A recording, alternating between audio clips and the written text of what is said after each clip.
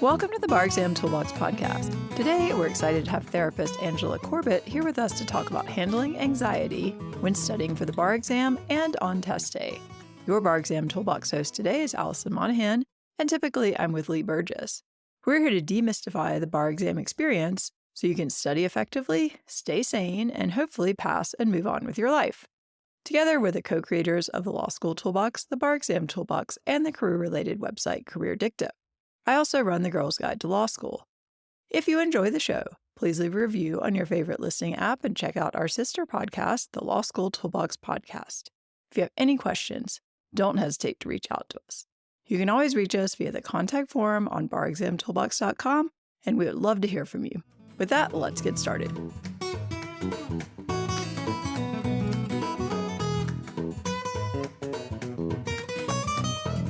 Welcome back to the Bar Exam Toolbox podcast. Today, we're excited to have therapist Angela Corbett here with us to talk about handling anxiety when studying for the bar exam and on test day.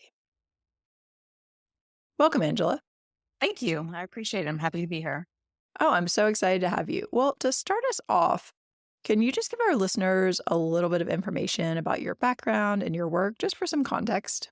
Yeah, absolutely. So I am a licensed clinical social worker, and I also own and operate a group practice in the Tampa Bay area, mental health group practice, and that is called TrueCandor Behavioral Health.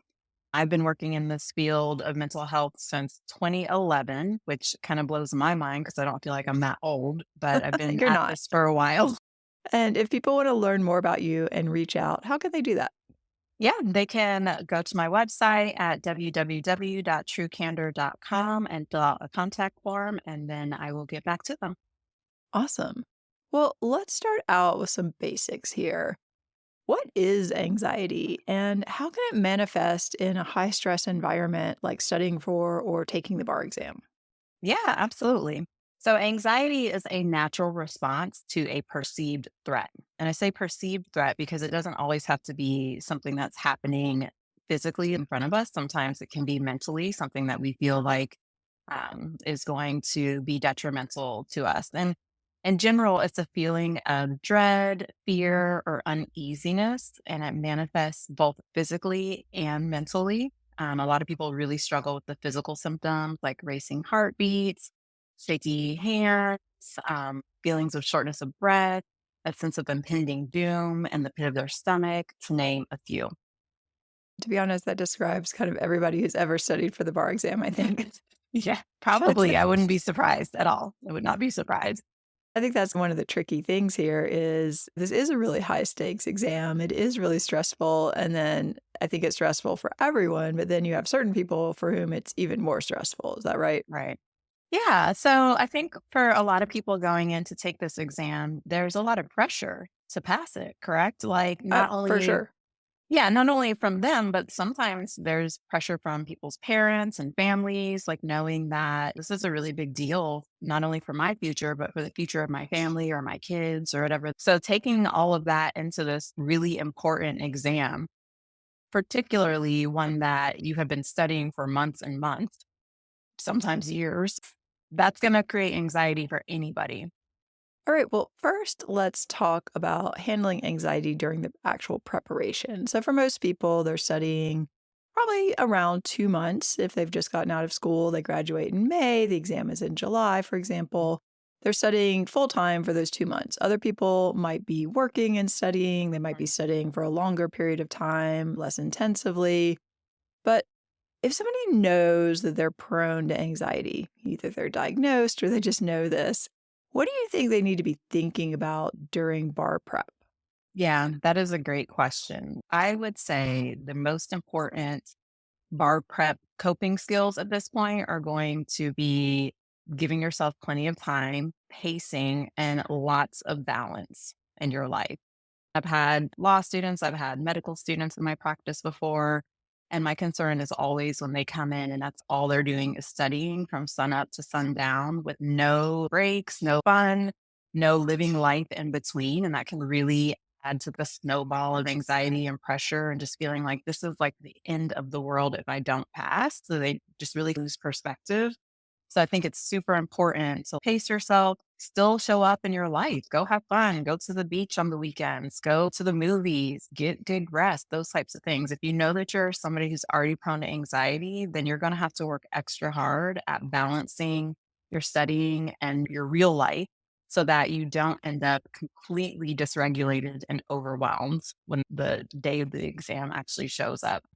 I want to talk a Good. little more about that because as you're Yes. describing this, I'm thinking, okay, I completely agree with you. But if you look at the schedules for some of these bar prep companies, not us, but other people who are telling people what to do, they literally have them working 12 hours a day, every day, 7 days a week. Do you think that is a healthy way to prepare for this test? Absolutely not. Your nervous system is not meant to operate on such a high level of alertness over a long period of time. Our nervous systems, our fight or flight systems, which is typically what gets activated when we are feeling stressed, when we're studying, when we're sitting down to take the test.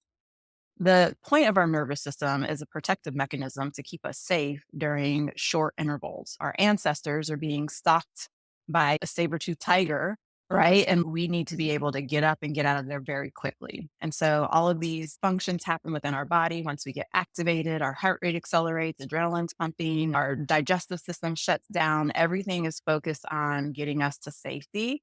And that's totally fine. That's actually what we want to happen when we're actually encountering a dangerous predator or a dangerous threat. However, when we are operating in that heightened state for long periods of time, we are depleting our adrenal glands. We are setting ourselves up for terrible sleep. We're not recovering and recuperating. And for a lot of people, like this can be the beginning of an actual anxiety disorder. We have neural pathways that are created in our brains. And once we travel down repeat behaviors again and again, like those neural pathways really get cemented, right? And it's very easy to go back to that heightened state, even when you're not studying for the bar exam later, right? You feel stress, it's trigger. It goes down that same neural pathway of what do I do when I'm stressed? I get really anxious and really activated, and I do these certain things and I have to figure it all out. And it can become a default response. So we don't want anybody studying for 12 hours, 7 days a week. That is a recipe for disaster, both short term and long term. That is so interesting because I am thinking back to my first semester of law school. And during the exam period, I had set aside 8 hours to sleep, but I wasn't able to sleep. I'd lay awake for 4 hours at night, spiraling and thinking about all the stuff that I'd been learning that day. And after 3 weeks, only 3 weeks of this, maybe even 2 weeks, 2 to 3 weeks of this, I literally ended up clinically depressed. Mm. And that was something that got me into therapy, thankfully. Best decision I ever made. I definitely believe that there are these physical things that are happening. And once they get laid down into a track, you may have problems. So if people are listening to this and they're saying, okay, this all seems reasonable, but how am I going to pass the exam if I'm not studying Right. 12 hours a day? What advice do you have for them to take that step back and say, okay, I'm going to go against the conventional wisdom here and do something that I think is going to work better? Yeah. So I think one of the most important things to remember is the way that our brains retain information can either work against us or work for us. So when you're studying for 12 hours a day and you're not resting, you're probably not eating well, you're not exercising, you're not doing all of these things to take care of your physical body, your brain is not going to retain the information as optimally as it could if you were to study for shorter durations of time and did all of these other things to take care of yourself. Like the likelihood that you're going to retain and remember what you just read over for the last 8 hours is going to be vastly improved if you're well rested, if you're fed, if you're eating all of the macronutrients that your brain actually needs to be able to process information. If you're sleeping, where a lot of our memories and information and data gets reconciled from the day before, and if you're socializing, if you feel supported, if you feel empowered, if you feel like, okay, I can do this, I am ready for this, like that mindset translates into much better testing outcomes. So for those who are willing to go against the conventional wisdom, I would bet money that they will probably still perform as well, if not better, than their counterparts who are literally pouring over this material for 12 hours a day and then essentially neglecting their physical and their mental health needs. So I Right. don't think there's much to lose by actually taking care of yourself. Yeah, I agree. And I think oftentimes people are doing really passive work in those 12 hours too. So they're just sitting there watching a video and thinking, oh my gosh, I really hate this. I wish I Hmm. could go outside, but I can't because I have to finish the video. And it just comes this downward spiral. I think for a lot of people, it leads to burnout. They're not Yeah. retaining the information. When I talk to people who haven't passed, I hear a lot of the same things. And a lot of the time it is, yeah, I knew this wasn't working, but I just felt like I had to do it. People just told me to stick with the program. And I tried to do that, but I didn't remember any of it. And it's like, well, Hmm. okay, you got to do something different here. Do you have any tips for people if they are starting to feel like they're spiraling down and things are starting to feel really unmanageable and the stress is really getting to them? Absolutely. So this is where the therapist me, I'm like, yes, let's talk about like coping skills. Let's talk about how to regulate our nervous systems when we feel like we are just spiraling and losing control. So first and foremost, as therapists, when we have new people come into us, like we always assess for the basic self-care needs, like how many hours are you sleeping? How many meals are you eating? How much water are you drinking? How much exercise are you getting? It seems so basic, but it makes such a huge difference in our ability to manage stress. So if all four of those things are being taken care of, our resiliency just like shoots up. We can handle a lot more when we are hydrated, fed, well rested, right? So first and foremost, if you're starting to feel like this is becoming unmanageable, I would really encourage you to check in and see how well you're taking care of yourself. And if you need to take a break, if you need to get to bed a couple of nights earlier, I think that is a great place to start. Now, that's easier said than done for a lot of people, particularly if they are struggling with anxiety. So sometimes those of us that struggle with anxiety have to use some additional tools to help regulate so that we can rest and we can eat. Sometimes when people are really anxious, like they lose their appetite, which makes sense. Again, if you go back to the model of our nervous system and what it's there for, it's there to protect us and keep us moving. You're not going to stop and pick berries off the bush if you're being chased by like a predator. No, I'm going to be running as fast as She possible. Exactly. Eating is not at the top of your priority list when you're that stressed. So that makes sense. But again, we can do some things to help ourselves. So, first and foremost, I regularly recommend people having some type of mindfulness practice. For some people, that's meditation or guided meditation, which I like to put out there, particularly for my anxiety sufferers, because just sitting in silence, if you're already feeling really anxious and stressed, will sometimes just lead to like thoughts just racing and it's not really helpful. So guided meditations can be really helpful if you go on like YouTube or if you download an app and let somebody walk you through a meditation and relaxation exercise. For me, that's the only way I can meditate. I can't just sit there and try to clear out my brain. I'm like, I have anxiety. It does not work. So guided meditation.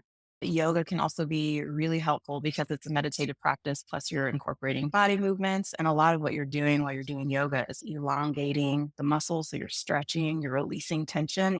Even without thinking about it, you are down regulating your nervous system. Some people don't have time to meditate or do yoga. So some of the things that they can do instead would be utilizing breath work. I recently found a really cool breathing technique that I think works better than box breathing. And it's when you breathe in and then you do the Valstaba maneuver. If you're a weightlifter, you know what that is.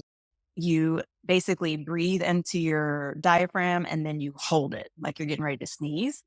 And then you hold that for about 5 to 10 seconds and then you slowly exhale. That lowers your blood pressure and your heart rate immediately. And that can really help reset your nervous system. I So can that's feel one. that working as we did Yeah. it. Yeah, it's amazing. That's become like my new go-to. And then obviously, if you're somebody who's really struggling, I can't help but plug therapy. That is literally what we're here for. So if you feel like this is taking over and you're having a difficult time turning off the worry, turning off the anxiety, turning off the pressure, being able to speak to friends or family, get some support, or if you really finding that like people aren't saying the right things, maybe having a session or two with a therapist to help you reframe your thoughts could be really helpful. So there's I just a few agree. of the things. No, we hear some people who talk to friends and family, and they always seem to always say well-meaning but not helpful things like, "Well, you're so smart. I'm sure you'll pass." It's like, that is not helpful. No, no. As therapists, a lot of what we're going to be working on is decatastrophizing, helping people remember this is not the end of the world. You can Right. take this exam again. You will learn from it if you don't pass it the first time. This is not the end of your story. I agree. I've experienced where I've tried to talk to friends and family about things, and I'm like, that was not helpful. Although I am No, lucky because I have a lot of therapist friends. So a lot of times I get it right. yeah, but the things that people like your parents think are helpful, probably not. But you've always been so smart. It's like, okay, great. You just increase the pressure. How should someone know if they should think about postponing the exam? If things Yeah. really aren't going well and they're starting to really be in a very bad place, a lot of people try to push through that and force themselves to do this. Speaking as a therapist, is there a point where you might just say, you know what? Maybe this is not the right time? Yeah. So we look at clinical significant impairment, which basically means that the symptoms that you're having is affecting not only your quality of life, but your ability to function. And we typically measure that by a 2 week span. So for 2 weeks, you are not able to sleep. Your appetite has been horrible. Maybe you're drinking more. Maybe you're prone to like crying spells. You're feeling depressed. That is a good sign that we need to push this off.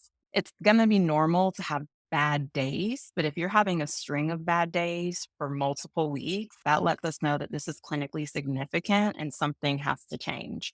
I would say, rule of thumb, if you're feeling really crappy for at least 2 weeks, maybe consider postponing the exam and giving yourself more time, focusing on increasing some of your coping ability or making lifestyle changes that will support you being able to study, but also having balance. That makes a lot of sense because, like you said, everyone's going to have a bad day. But yeah, if it's going on for weeks and getting worse and worse, Mhm. that's probably something you need to think about. Yeah. And a lot of times our friends and family are the first to notice, and sometimes they'll point it out to us, like, you seemed really off lately. Are you okay? That's a good sign too that maybe I need to reconsider how I'm approaching this if other people are noticing how much I'm struggling. And like we said, it's not going to be fun for anybody, but I think there's a level where it gets to actual impairment that people should be Right. paying attention to. Yeah. All right, well, let's switch gears a little bit now and talk about Mhm. test day. We Yeah. talk to so many students who struggle with test anxiety. What is this and what problems can it cause? Yeah. So test anxiety leading up to the test, like that's D-Day, right?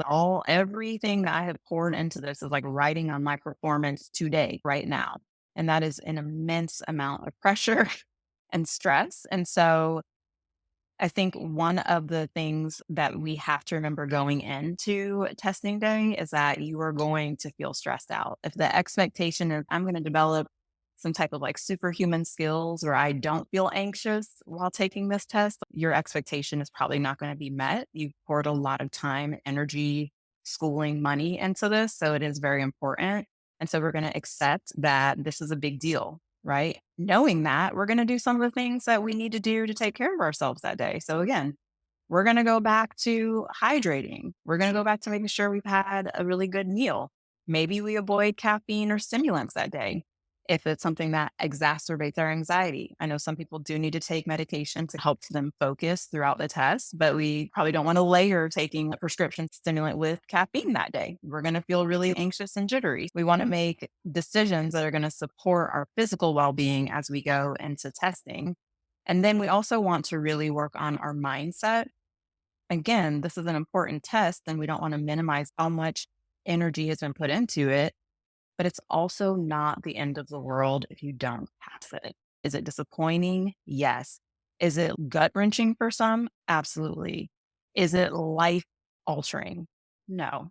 You have the ability to get back into studying, maybe get some tutoring, reaching out to the law school toolbox and getting some one on one tutoring and coaching. There's things that you can do so that you can sit for the bar exam again and have a better outcome. So, that is really important to keep perspective because if we are telling ourselves that this is the end of the road for us, then the pressure is going to be unbearable and that can affect our performance versus keeping perspective that this is really important. I want to pass the first time around, but if I don't, I am going to come back and take this again. This is not the end of the story for me. And I think that's so important. We talk to people sometimes who say, I've never failed anything in my life. I'm like, well, you know what? You're still here talking to me. We'll figure Yeah. this out. You can make this happen. You got through law school. And I do think for some people, their job is writing on this, particularly if it's not the first time that they failed it. And that's a huge source of stress. But again, there are other jobs in the world. I think the perspective piece is so key. And I'm very happy you brought up the caffeine piece. I remember we had one student who her strategy was that she would drink so much coffee, or I can't remember what she was drinking, before the exam that until she would literally throw up. And we're just like, why does this seem like a good idea to you? Yeah, Like, and that doesn't seem helpful at all. no.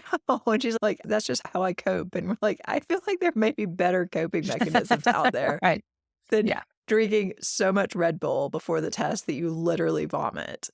I don't know. Call me crazy. It doesn't seem like a winning strategy here. So No. Sometimes people come to us and they failed multiple times and they're telling us things. And I'm like, huh, I wonder why. I wonder why, right? I think the anxiety piece I see a lot. A lot of people are getting accommodations and things, but I think having anxiety also makes it difficult to make certain decisions and trust Yeah. the process. And so we see people just doing these kind of predictable patterns. And it's the same thing on the test day. And we're just like, oh man, I feel for you, but this has to change. Yeah, you hit the nail on the head. Anxiety can tell us that this is a bigger, again, the end of the world if we don't pass. We can't get through this. I'm not going to be able to do this. Anxiety has a very large cognitive portion to it. So not only do we have the physical symptoms that I mentioned earlier in the episode, but there's also the racing thoughts, the irrational thoughts, the rumination, all of those types of things. Being able to work on reframing some of the thoughts that you're having. There's something in the therapy community we call ants, which are automatic negative thoughts. And so if you're somebody who's maybe anxious or has like low self-esteem, is already prone to beating themselves up if they make any little mistakes. And on the other hand, the low self-esteem is perfectionism. So you talk about the person who's never failed anything in their life. So one small misstep or failure ends up feeling like a huge deal because they're not allowed to fail.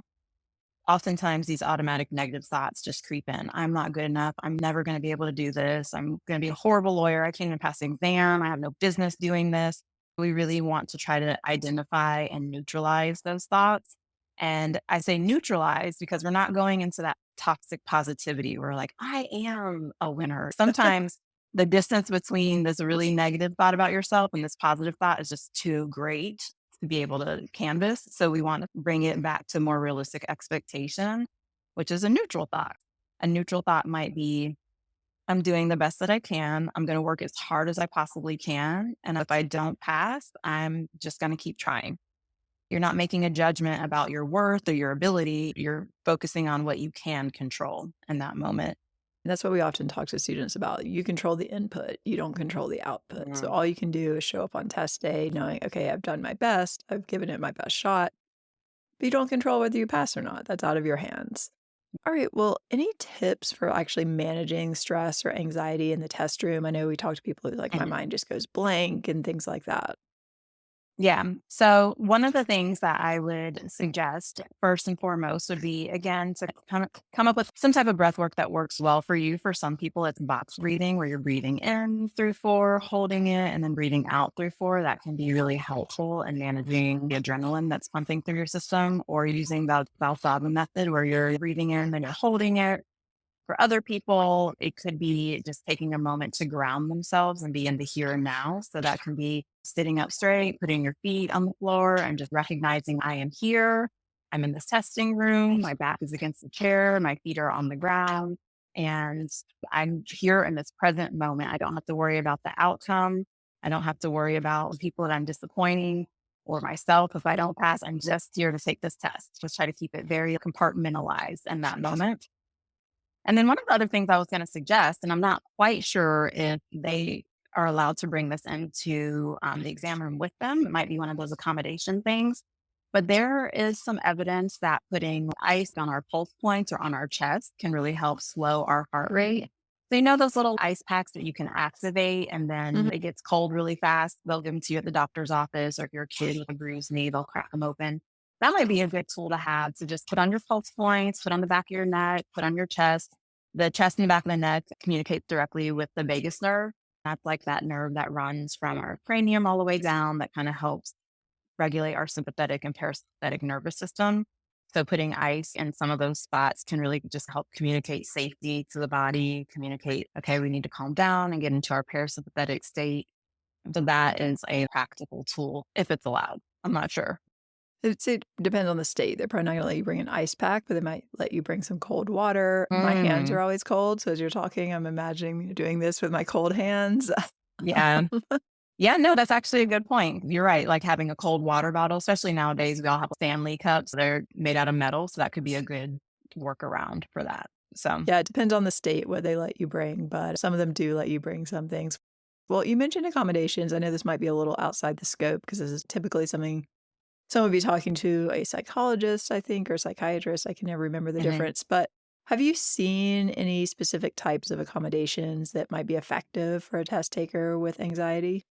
Yeah. So again, those are usually going to be filled out by a clinical psychologist or somebody who's done some type of testing that can say definitively this person has a learning disorder in this particular domain or whatever the case may be. Some of the things that are really common for accommodations would be like increased time. So that way the time pressure is taken off, frequent breaks. I know that oftentimes in most like professional testing, breaks are not really a given, right? You're expected to just power through. So Right. for somebody who has anxiety, it might be really helpful for them to take a little mindful break and breathe and stretch and move and do all those types of things. So that can be a really helpful accommodation.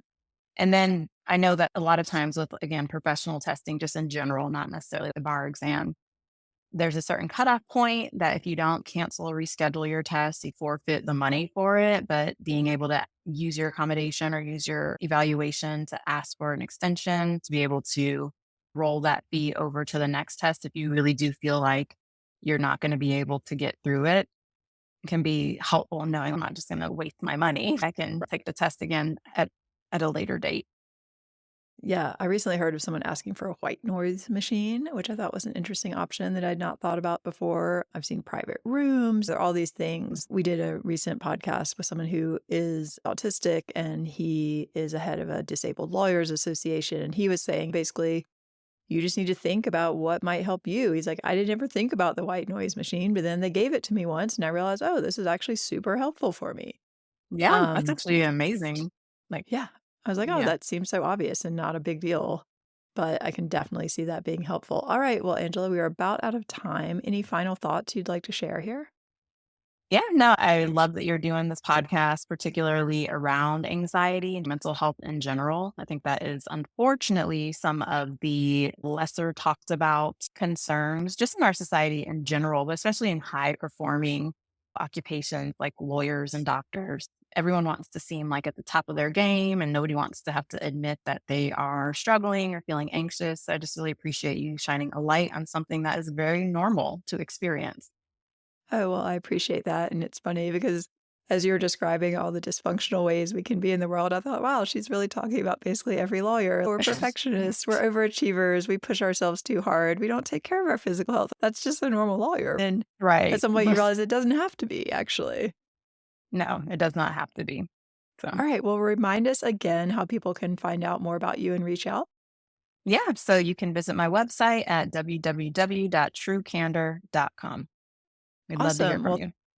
thank you so much for joining us. You're very welcome. Take care. Oh, well, it's been my pleasure. If you enjoyed this episode of the Bar Exam Toolbox podcast, please take a second to leave a review and rating on your favorite listing app. We'd really appreciate it. And be sure to subscribe so you don't miss anything. If you have any questions or comments, please don't hesitate to reach out to Lee or Allison at lee@barexamtoolbox.com or allison@barexamtoolbox.com. Or you can always contact us via our website contact form at barexamtoolbox.com. Thanks for listening, and we'll talk soon.